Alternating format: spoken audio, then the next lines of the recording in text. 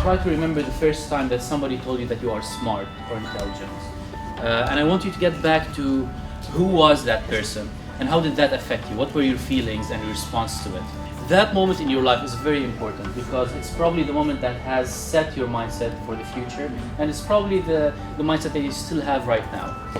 Mindsets are very important because they define, in many ways, we think of intelligence and intellect and talent as something that is handed to us. And what she did in the book was very important because she basically categorized people into two groups: those who have a growth mindset and those who have a fixed mindset. Those who have the way that she identified mindset basically is by understanding what the beliefs about yourself and your most basic qualities are. So how do you think of your intelligence? How do you think of your talents? How do you think of your personality? Is it something that is etched in stone and doesn't change, or is it something that develops with time and changes? These statements though are very risky because they're sending the wrong message to the person who was listening to them, because they're telling them that according to the result that you have, I appreciate the intelligence that you have innately in you, or don't worry about the result, I know that you are intelligent regardless of whether you made an effort or you didn't do an effort. When you tell your child that they are good if they finish fast and they get a good result, you are giving them the sense that they already have something in them and they don't need to work hard for it. So they are afraid and they're not as curious or are not as open with their approach to questions as they should be.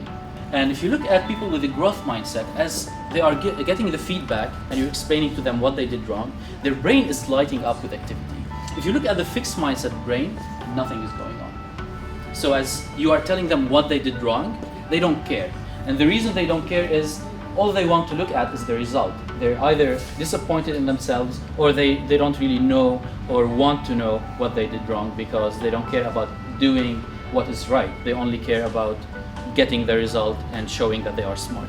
The fact that growth mindset people have a big attention to mistakes and they try to learn from their mistakes, and then when they repeat these experiments over and over again, people with a growth mindset, of course, can fix or get better at the tests and the puzzles, while those with a fixed mindset don't. Neuroplasticity was supposed to be happening as a child as we develop, and new research shows that all these changes can still happen throughout adulthood.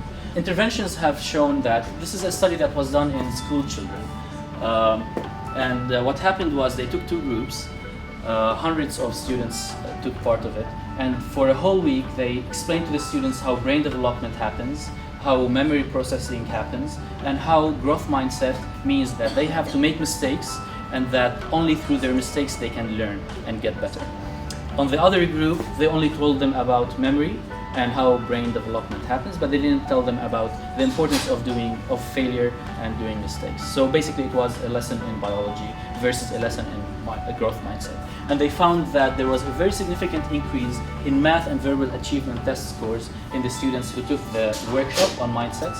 What is also very interesting is that at least studies in the United States, I'm not sure about Latin America, there's always a gap in mathematics, math test scores between females and males. And females who took the workshop were able to bridge that gap and perform as well as their male classmates. Eric Hofer says that in a time of drastic change, it is the learners who inherit the future. And there is no more drastic change than in digital media and in journalism for you guys.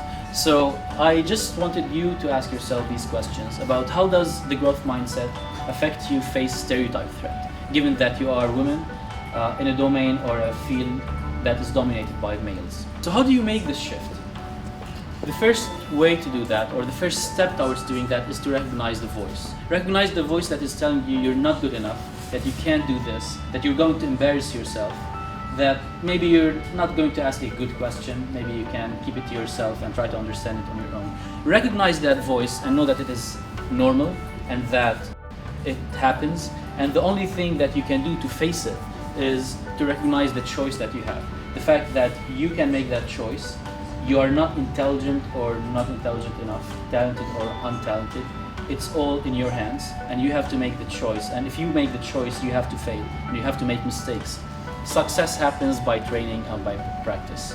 But it's also very important to understand how tough it is to avoid positive praise and to avoid positive judgment. And that's why it's very important for us, when you are doing something good, to always step aside and see what it is that you're not doing as well. And that's the only way for us to progress and to do better. And that's the only way to actually do change, make change on the biological level, physiological level, and to change the world around you. And that's all I have for now. I hope it's beneficial.